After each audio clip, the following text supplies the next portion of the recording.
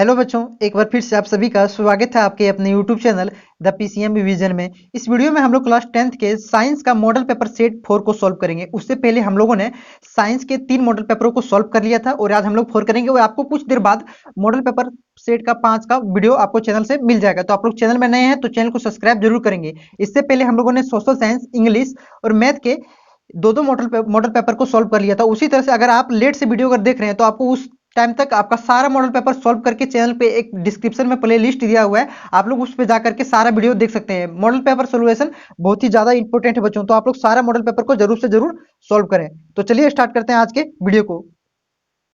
देखिए बच्चों, यदि आपतित किरण परावर्तित किरण के बीच 90 डिग्री का कोण बनाता है तो परावर्तन कोण क्या होगा। तो देखिएगा, देखिए ये है क्या है, ये इधर से आपतित कोण आया और ये परावर्तित कोण गया। तो देखिए इसके बीच जो कोण बन रहा है ये कितना है, 90 डिग्री। 90 डिग्री है बच्चों। तो पूछ रहा है परावर्तन कोण कितना, कोण कितना होगा। तो देखिएगा ये अभिलंब है। ये अभिलंब क्या करता है, इनके बीच दो बराबर भागों में बांट देता है, यानी कि परावर्तन कोण जितना होता है उतना आपतन कोण होता है। तो दो बराबर भागों में 90 को कौन बांटेगा, 45। 45 दो बराबर भागों में बांटा जाए तो कितना आएगा, 45 डिग्री। तो इसका राइट आंसर कितना हो जाएगा बच्चों, 45 डिग्री। इसका right answer option number B हो जाएगा। अब देखिएगा नेक्स्ट प्रश्न है, ध्रुव और वक्रता केंद्र को मिलाने वाली रेखा को क्या कहते हैं। देखिएगा ये कोई दर्पण ले लिए, इसको दर्पण लेनी है, इसको क्या कहते हैं, पोल। इसको पोल देखिएगा। और वक्रता केंद्र इसको क्या कहेंगे, सी। वक्र कहते, इसको मिलाने वाली इस रेखा को क्या कहते हैं बच्चों, इसको क्या कहते हैं, इसको कहते हैं मुख्य अक्ष कहते हैं। Option number C is right answer.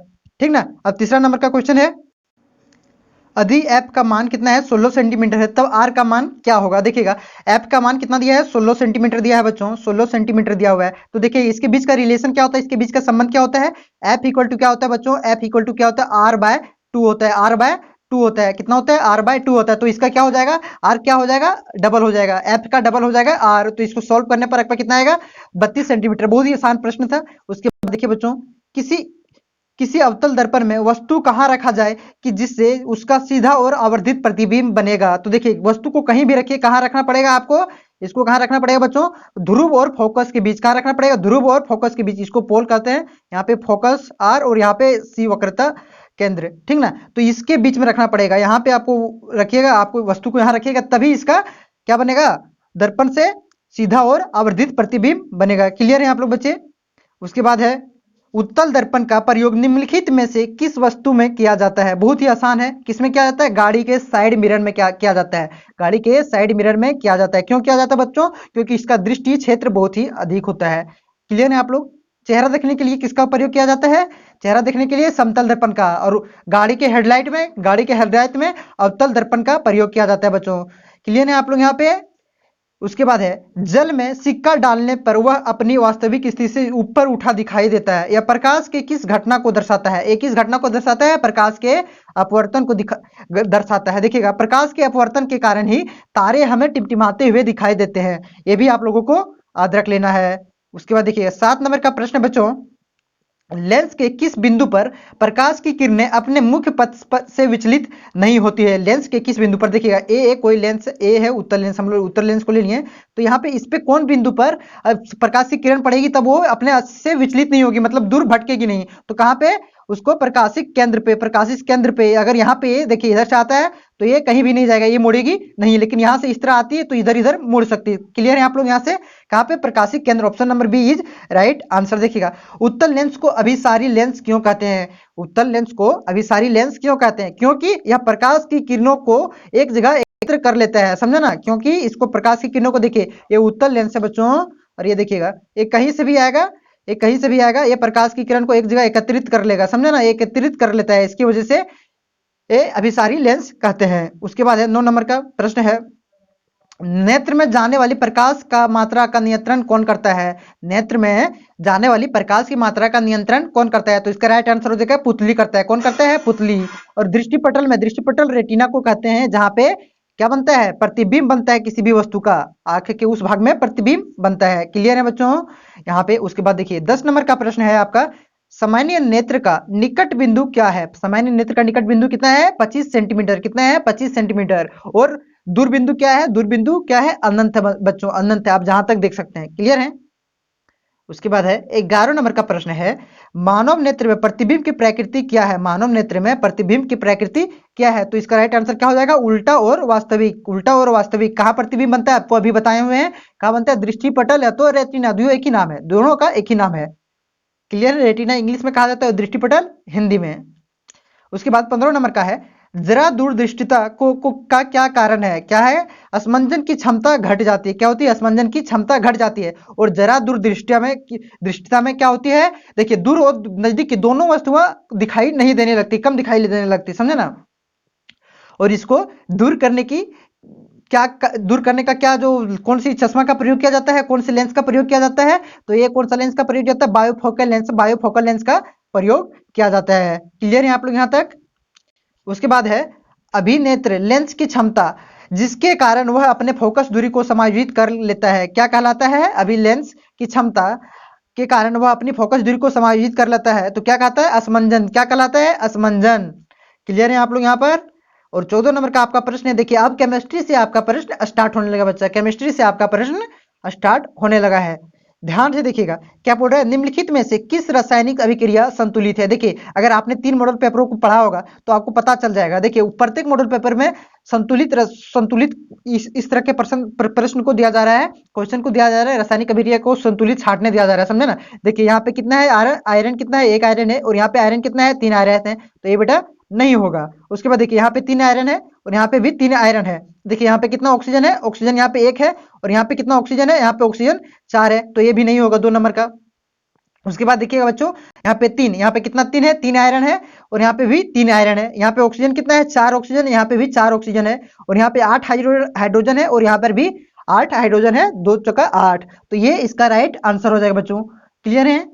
उसके बाद देखिएगा, दिए गए समीकरण में किस पदार्थ का उपचयन तथा अपचयन हो रहा है? देखिए, प्रत्येक मॉडल पेपर में आपको ये प्रश्न देखने को मिलेंगे, इस तरह के प्रश्न देखने को मिलेंगे। देखिए, उपचयन किसका होता है? ऑक्सीजन का जुटना और हाइड्रोजन का ह्रास होना उपचयन कहलाता है। और अपचयन क्या क्या कहलाता है? हाइड्रोजन का जुटना और ऑक्सीजन का हटना। तो देखिए, ऑक्सीजन किसमें जुट रहा है जाके? ऑक्सीजन किसमें जुट रहा है? उपचयन। देखिए, उपचयन हो रहा है, ऑक्सीजन किसमें जाके जुड़ रहा है? ऑक्सीजन हाइड्रोजन में जाके जुड़ रहा है। तो H2 में जाके जुड़ रहा है। तो H2 का क्या हो रहा है? उपचयन हो रहा है। अपचयन किसका हो रहा है? जिससे ऑक्सीजन निकल रहा है, जिससे ऑक्सीजन का ह्रास हो रहा है। तो किससे ह्रास हो रहा है? कॉपर से। तो Cu। देखिए, तो इसका राइट आंसर क्या हो जाएगा? H2 और Cu। Option number C is right answer बच्चों। कितना? 15 नंबर का। 15 नंबर का option number C is right answer. Clear है आप लोग? उसके बाद है, देखिए, रासायनिक अभिक्रिया में भाग लेने वाले पदार्थ को क्या कहते हैं? देखिएगा, क्या कहते हैं? अभिकारक कहते हैं। देखिए, यहाँ पे आपको थोड़ा समझना है। देखिए, ए 2 ठो अभिकारक है, A प्लस बी बन के बना रहा है, क्या बना रहा है? C बना रहा है। और मान के चलिए, यहाँ पे क्या ले रहे हैं? आयरन। समझे ना? यहाँ पे जो एरो के ऊपर रहेगा उसको क्या कहते हैं? इसको कहते हैं उत्प्रेरक। क्या कहते हैं? उसको उत्प्रेरक कहते हैं, ठीक ना। और इसको क्या कहते हैं? इसको अभिकारक कहते हैं। और इसको क्या कहते हैं? जो C बन रहा है, जो प्रोडक्ट बन रहा है रिएक्शन के बाद, उसको उत्पादक कहते हैं, उसको प्रोडक्ट कहते हैं। क्लियर है बच्चों? ये तीनों आप लोगों को याद रख लेना है। उसके बाद है, किसी रासायनिक अभिक्रिया में उत्पाद का कुल द्रव्यमान अभिकारक के कुल द्रव्यमान के क्या होते हैं? बराबर होते हैं। किससे बराबर होते हैं? द्रव्यमान संरक्षण का नियम क्या बताता है बच्चों? कि कोई भी द्रव्यमान को, कोई भी पदार्थ को ना ही नष्ट किया जा सकता है और ना ही उसे बनाया जा सकता है। द्रव्यमान को ना ही नष्ट किया जा सकता है और ना ही बनाया जा सकता है। इसकी वजह से हम लोग रिएक्शन को क्या करते हैं? संतुलित करते हैं, अभिक्रिया को संतुलित करते हैं। तो इसका क्या होता है? Option number A is right answer. उसके बाद यह है, मिथेन का CH4 का रिएक्शन करवा रहे हैं O2 से, और CO2 H2O और प्लस ऊर्जा बन रहा है। तो यह किस प्रकार की अभिक्रिया है? देखिए, ऊर्जा क्या हो रहा है? निकल रहा है, उसमें ऊर्जा का क्षेपी हो रहा है। तो ये कौन सी अभिक्रिया हो जाएगी? उष्मा क्षेपी अभिक्रिया हो जाएगी। क्लियर है बच्चों? उसके बाद देखिए, 19 नंबर का प्रश्न है, ये प्लस अम्ल क्या बना रहा है? लवण, कार्बन डाइऑक्साइड और जल बना रहा है। क्या बना रहा है? लवण, कार्बन डाइऑक्साइड और जल बना रहा है। तो पूछ रहा है कि उपरोक्त समीकरण में ये क्या है? उपरोक्त समीकरण में ये क्या है? देखिएगा, लवण कब बनता है बच्चों? अम्ल और क्षार जब अभिक्रिया कर लेते हैं तो क्या बनता है? लवण बनता है, ठीक ना। अम्ल और क्षार जब अभिक्रिया कर लेते हैं तो लवण बनता है। लेकिन देखिए, क्षार में भी से यहाँ क्या दिया है? Carbonate is right answer. Option number C क्या हो जाएगा? राइट आंसर हो जाएगा। देखिए, कार्बोनेट का क्या हो जाता है? कार्बोनेट का क्या हो जाता है? CaCO3 प्लस CaCO3 प्लस अम्ल, कोई भी अम्ल लिया गया है तो एक अभिक्रिया करके क्या बनाएगा? कार्बन डाइऑक्साइड और जल बनाएगा और लवण बनाएगा, ठीक ना। क्लियर है आप लोग यहां तक। उसके बाद दिया हुआ बच्चों, निम्नलिखित में से किस पदार्थ में नीला पत्र डालने पर वह लाल नहीं हो जाएगा, लाल नहीं हो जाएगा। तो नीला, नीला को लाल कौन करता है, अम्ल करता है, अम्ल करता है। देखिए ट्रिक बताए थे आपको, अनिल आप याद रखिएगा, अम्ल अनिल आप लोग याद रखिएगा, अम्ल नीला को लाल करता है, ठीक ना। तो नीला को लाल कौन करेगा, नीला को लाल कौन करता है, अम्ल करता है। तो देखिए अम्ल इसमें से कौन नहीं, सो आपको छाटना है। देखिए शुरू में ही ऑप्शन ये में ही है NaOH, अम्ल नहीं है, बाकी बात ये सभी अम्ल है बच्चों। क्लियर है आप लोग यहां तक। 20 नंबर का प्रश्न हो गया। उसके बाद 21 नंबर का प्रश्न देखिएगा,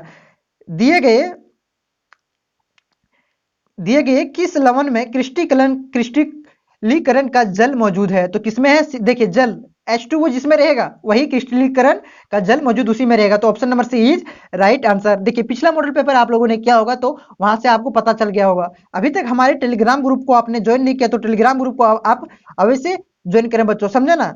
टेलीग्राम ग्रुप को आप ऐसे ज्वाइन करें, वहां से आपको डेली अपडेट बोर्ड से जितनी भी होते हैं, साथ ही साथ इसका PDF आपको वहां से मिल जाएगा बच्चों। देखिएगा उसके बाद जल की अस्थायी कठोरता दूर करने में किस लवण का प्रयोग किया जाता है, सोडियम कार्बोनेट। किसका, सोडियम Na2CO3 का प्रयोग किया जाता है बच्चों, ठीक ना। तो देखिएगा ऑप्शन नंबर बी में यहाँ देखिए यहाँ पे 2 मिस प्रिंट हो गया है, Na2CO3 होगा। उसके बाद देखिए बच्चों दिया हुआ है, जल की उपस्थिति में हाइड्रोक्लोरिक अम्ल अपना अम्लीय गुण प्रदर्शित करता है, क्योंकि वह जल में घुल करके H+ आयन देता है, क्योंकि वह जल में घुल करके H+ आयन देता है। यदि अगर हाइड्रोक्लोरिक अम्ल है, अगर यहाँ पे क्षार रहता, कोई भी क्षार रहता, मान के चलिए N, ये सोडियम हाइड्रोक्साइड रहता है, तो वो जल में घुल करके क्या देता है, वो H- आयन देता है। तो इसका right answer option number B होगा, समझे ना। आपको सभी क्लियर करके रखना। देखिए इस तरह के प्रश्न फिर से आ गए हैं, आपका पिछले मॉडल पेपर में भी इस तरह के प्रश्न थे। देखिएगा पदार्थ दिया हुआ है, 4 पदार्थ दिया हुआ है आपका, A, B और C, D दिया हुआ है, समझे ना। तो pH मान दिया हुआ है, pH मान दिया हुआ है 2, 4, 7 और 14 दिया हुआ है। तो यह पदार्थ क्या है, तो यह पदार्थ देखिए क्या दिया हुआ है, A, B, C और D का pH मान क्रमशः दिया हुआ है। तो यह पदार्थ कौन सा क्षारक है, क्षार पूछ रहा है आपसे। पिछला प्रश्न में क्या, पिछला मॉडल पेपर में क्या था, अम्ल पूछा था। देखिए ये है, मान के चलिए pH स्केल है, यहाँ पे 7 है और यहाँ पे 1 है और यहाँ पे 14 है। तो यहाँ से जितना भी होता है बच्चों 1 से 7 तक के लिए जितना भी जिसका pH मान होता है वो क्या कहलाता है, वो अम्ल कहलाता है। क्या कहलाता है, अम्ल कहलाता है, समझे ना। और इधर जो होता है यहाँ पे 1, 14, 7 के बाद जो होता है इसको क्या कहते हैं, क्षार कहते हैं। तो देखिए 7 से 14 के बीच में क्या है, और जो 7 होता है उसको उदासीन कहते हैं, जो 7 रहता है उसको उदासीन पदार्थ कहते हैं। तो 7 से 14 के बीच में क्या है, देखिए 7 से 14 के बीच में 14 ही है। तो option number D is right answer, जो क्षार है, ठीक ना। देखिए ये चित्र वाला भी मॉडल पेपर शायद 1 में था। देखिए इसमें पूछ रहा है कौन सी अभिक्रिया हो रही है। तो मॉडल पेपर 1 अगला आपने देखा होता है, फुट नंबर बता दीजिएगा। इसका राइट आंसर क्या हो जाएगी, वियोजन अभिक्रिया हो रही है। देखिए इसमें क्या हो रहा है, AgBr silver chloride AgCl sunlight के प्रेजेंस में किसमें टूट रहा है, Ag+Cl में टूट रहा है बच्चों। क्लियर है आप लोग यहाँ पे। तो क्या हो रहा है, टूटना क्या होता है, वियोजन, और जुड़ना संयोजन अभिक्रिया। उसके बाद है, भोजन एवं अन्य पदार्थों को शरीर में एक जगह से दूसरी जगह तक ले जाने की कौन सा जैव प्रक्रम उत्तरदायी है, कौन सा प्रक्रम उत्तरदायी है, संवहन उत्तरदायी है। उत्सर्जन क्या कहते हैं, उत्सर्जन को क्या कहते हैं, जैसे मल त्याग कहते हैं हम लोग, पसीना निकलता है, कुछ भी अपशिष्ट पदार्थ निकालना उत्सर्जन कहलाता है। क्लियर है बच्चों। देखिएगा फिर अगला प्रश्न है, पदार्थ प्रकाश संश्लेषण में निम्नलिखित में से किस पदार्थ का आवश्यकता नहीं होती है, किस पदार्थ की नहीं होती, कार्बोहाइड्रेट की आवश्यकता नहीं है होती है। देखिए प्रकाश संश्लेषण में पेड़ क्या लेते हैं, कार्बन डाइऑक्साइड लेते हैं, और क्लोरोप्लास्ट उसके पत्ते में होती है। और जल से क्या होती है, जल से उन लोग ऑक्सीजन और हाइड्रोजन ले लेते हैं और ऑक्सीजन को अलग कर देते हैं। क्लियर है बच्चों। उसके बाद देखिए मनुष्य में किस प्रकार का पोषण होता है, किस प्रकार का पोषण होता है, परजीवी पोषण होती है। हम लोग दूसरे पर निर्भर रहते हैं। देखिए हम लोगों को फल कुछ नहीं मिलेगा, किसी पेड़ से आम उम नहीं मिलेगा, कोई भी फल नहीं मिलेगा, अंडा नहीं मिलेगा, तो हम लोग क्या करेंगे, मान के चलिए कोई भी चावल नहीं मिलेगा तो हम लोग जिंदा रह सकेंगे, दूसरे पर निर्भर हैं, वो उगेगा नहीं तो वो हम लोग नहीं जिंदा रह सकते हैं। और सब पोषण किसको कहते हैं, जो खुद अपना भोजन बना ले। खुद अपना भोजन कौन बनाता है, पेड़ पौधे अपना भोजन खुद बना लेते हैं, समझे ना। आप लोग क्लियर हैं। और प्राणी संभोजी क्या होता है, प्राणी संभोजी का देखिए प्राणी संभोजी में क्या होता है, कुड़पात का निर्माण करते हुए अपने जो पूरे निगल जाता है, जो पूरे कोई भी पदार्थ को जो भी जीव पूरे निगल जाता है, तो उस प्रक्रिया को क्या कहते हैं, प्राणी संभोजी पोषण कहते हैं। इसका उदाहरण क्या है, अमीबा। क्या है, अमीबा इसका राइट आंसर हो जाएगा। इसका क्या हो जाएगा राइट आंसर, परजीवी पोषण, ठीक ना। अमीबा प्राणी पोषण भोजी पोषण का उदाहरण है। उसके बाद है वसा के पाचन के लिए कौन सा एंजाइम उत्तरदायी है, तो इसका राइट आंसर क्या हो जाएगा, ऑप्शन नंबर डी, लाइपेज इसका उत्तरदायी है। और प्रोटीन के लिए, प्रोटीन के पाचन के लिए कौन सा है, प्रोटीन के पाचन के लिए कौन सा है, टाइलिन, क्या है, टाइलिन इसका उत्तरदायी होता है। वसा के लिए लाइपेज, ठीक ना। उसके बाद 30 नंबर का आपका प्रश्न है बच्चों, श्वसन प्रक्रिया में ग्लूकोज का पाइरूवेट में टूटना कहाँ होता है, कहाँ होता है, माइटोकॉन्ड्रिया में होता है। माइटोकॉन्ड्रिया को क्या कहते हैं, कोशिका की बिजली घर भी कहा जाता है माइटोकॉन्ड्रिया को, ठीक ना। क्लियर है आप लोग। देखिएगा पाइरूवेट क्या होती है, पहले ग्लूकोज से पाइरूवेट, पाइरूवेट ग्लूकोज से पाइरूवेट जो 3 कार्बन वाले अणु होते हैं उसमें टूटता है, उसके बाद ही और आगे प्रक्रिया स्टार्ट होती है, उसके बाद ही कार्बन डाइऑक्साइड ये सब बनता है, ठीक ना। उसके बाद है 31 नंबर का प्रश्न है, पौधों में पत्तियों द्वारा बने भोजन का सम्मोहन किसके द्वारा होता है, किसके द्वारा होता है, फ्लोएम के द्वारा होता है। और जल का सम्मोहन किसके द्वारा होता है, जाइलम के द्वारा होता है। क्लियर है बच्चों। उसके बाद है किसी जीव को अपना अस्तित्व बनाए रखने के लिए कौन सी प्रक्रिया आवश्यक है, कौन सी प्रक्रिया आवश्यक है, अपना अस्तित्व बनाने रखने के लिए जनन प्रक्रिया आवश्यक है। अगर जनन नहीं होगा तो कोई भी जीव अपना अस्तित्व खो देगा और उसकी जनसंख्या में वृद्धि नहीं होगी बच्चों। क्लियर है आप लोग यहां तक ले। देखिएगा उसके बाद यहां पे दिया हुआ है, दिए गए चित्र में एनसीईआरटी का प्रश्न है। देखिएगा दिए गए चित्र में आपका एक चित्र दे दिया गया है, किस प्रकार के जनन को प्रदर्शित करती है। देखिए प्रत्येक बार एक चित्र दिया जा रहा है जनन चैप्टर से, उस सारे चित्र को आप लोगों को देख लेना है। तो कौन सा देख रहे हैं, तो इसका राइट आंसर क्या हो जाएगा बच्चों, इसका राइट आंसर होगा कायिक प्रवर्धन। क्या हो जाएगा, कायिक प्रवर्धन। 33 नंबर का राइट आंसर क्या हो जाएगा, ऑप्शन नंबर बी, कायिक प्रवर्धन। मतलब ये क्या हो रहा है, मतलब वही पत्ती से मतलब फिर से कोई पौधा का निर्माण हो जा रहा है, ठीक ना। क्लियर है आप लोग। जीव जनन कैसे करता है वो चैप्टर से आपका है। बीज में भ्रूण होता है जो उपयुक्त परिस्थितियों में नवोत्थित मतलब क्या हो जाए, अंकुरन में विकसित हो जाता है। इस प्रक्रिया को क्या करते हैं, अंकुरन कहते हैं। राइट आंसर क्या हो जाएगा, ऑप्शन नंबर सी। उसके बाद है गर्भाशय में किस भाग में निषेचन होता है, डिंब वाहिनी नामक भाग में निषेचन होता है। देखिए उसके बाद 36 नंबर का प्रश्न है, इसको हम लोग बढ़ा कर लेते हैं, बहुत ही आसानी से आपका सारा प्रश्न सोल्व हो जाएगा। चैनल में नए हैं तो चैनल को सब्सक्राइब कर लेंगे। इसके बाद सोशल साइंस का भी प्रश्न आने वाला है, सारा सॉल्यूशन आपको, सारा सेट का सॉल्यूशन मिल जाएगा इस चैनल के माध्यम से, ठीक ना। तो देखिए जल विद्युत संयंत्र के लिए निम्नलिखित में से कौन सा कथन सत्य है। देखिए क्या है, देखिए यह एक अनवीकरणीय ऊर्जा है, अनवीकरणीय ऊर्जा का स्रोत है, ये सही है। देखिए इसमें से जीवाश्म ईंधन का उपयोग किया जाता है, यह संयंत्र का निर्माण पारिस्थितिक तंत्र को नष्ट हो जाता है। इसमें गोबर का प्रयोग किया जाता है, गोबर का प्रयोग तो नहीं किया जाता है। और यह नवीकरणीय नहीं है, ये नवीकरणीय संशोधन है, बिजली पानी फिर से आ जाता है ना इसमें। और क्या है, इसमें जीवाश्म ईंधन का उपयोग किया जाता है, जीवाश्म ईंधन का उपयोग किया जाता है क्या, 36 का right answer option number C, नहीं किया जाता है, ठीक ना। ऐसा कथन सही है। इसमें बहुत सारे, देखिए जहां भी विद्युत संयंत्र लगाया जाता है वहां बहुत सारे पेड़ पौधों का कटाई होती है, जिसकी वजह से पर्यावरण पारिस्थितिक तंत्र को बहुत ही नुकसान पहुंचता है और नष्ट हो जाता है। क्लियर है आप लोग। उसके बाद है सोलर सेल के उपयोग में क्या सीमाएं हैं, तो इसका राइट आंसर क्या हो जाएगी, यह बहुत ही महंगा होती है, अत्यधिक महंगा हो जाता है दोस्तों। इसकी वजह से नहीं तो अपने सभी लोग बिजली का हम लोग क्यों खरीदते हैं, सभी लोग अपने घर में ये सस्ता रहता तो सोलर सेट लगा लेते हैं। क्लियर है आप लोग। उसके बाद है बच्चों नाभिकीय ऊर्जा का उपयोग की क्या सीमाएं हैं। 38 नंबर का प्रश्न है, नाभिकीय ऊर्जा की उपयोग का क्या सीमाएं हैं, तो इसका राइट आंसर क्या हो जाएगा, नाभिकीय अपशिष्ट का भंडारण एक समस्या होती है। देखिए नाभिकीय ऊर्जा में क्या यूरेनियम का उपयोग होता है, यूरेनियम का उपयोग होता है ना, तो उससे बहुत ही मतलब हानिकारक गैस निकलती है। और क्या क्या निकलती है, जो अपशिष्ट होता है वो बहुत ही हानिकारक होता है, तो उसकी जो अपशिष्ट होता है उसका भंडारण एक जगह नहीं किया जा सकता, बहुत ही बड़ी समस्या ये होती है बच्चों। यूरेनियम बम जानते ना है, बम बनता है परमाणु बम, यूरेनियम का ही परमाणु बम बनता है बच्चों। उसके बाद है निम्नलिखित में से कौन ऊर्जा का स्रोत उपयोग करना पर्यावरण के लिए सबसे अधिक अच्छा माना जाता है। देखिए कौन सा माना जाता है पर्यावरण का, एलपीजी। इसका राइट आंसर क्या हो जाएगा, एलपीजी। देखिए आप लोग एलपीजी का सिलेंडर घर में यूज करते होंगे, मोदी जी फ्री में भी एलपीजी सिलेंडर दे रहे हैं, फ्री में एक बार देते हैं शुरू में, 5,000 रुपया आपको नहीं लगता है, उसके बाद आपको उज्ज्वला योजना इससे संबंधित है, ठीक ना। क्लियर है आप लोग। उसके बाद पैसा लिया जा रहा है भाई, तो एलपीजी इसका राइट आंसर हो जाएगा।